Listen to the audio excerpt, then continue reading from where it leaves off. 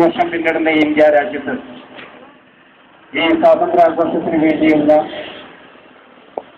സമരമുറകളുമായാണ് ഞങ്ങൾ വന്നിരിക്കുന്നത്. ഒരുപക്ഷെ ഈ ഇന്ത്യ രാജ്യത്തെ തന്നെ നാണിപ്പിക്കും വിധമാണ് നമ്മുടെ ഈ പ്രചരണ ജാഥ എന്നുള്ളത് നിങ്ങൾക്കറിയാം. പക്ഷേ ഒരു സമുദായത്തെ എപ്പോഴും അവഗണിക്കപ്പെടുകയും ഒരു സമുദായത്തെ മുസ്ലിം എന്നതിന്റെ പേരിൽ എപ്പോഴും ചവിട്ടുകൊട്ടയിലേക്ക്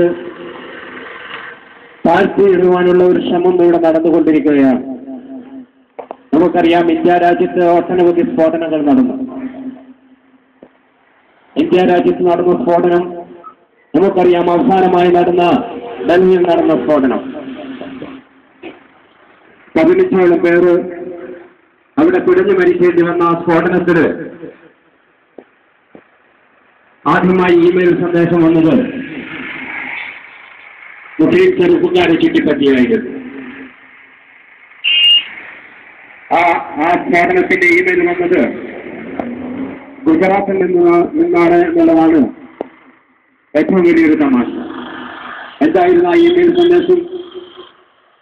നമ്മൾ ഡൽഹി കഴിഞ്ഞാൽ അടുത്ത സ്ഫോടനം ഉണ്ടാക്കാൻ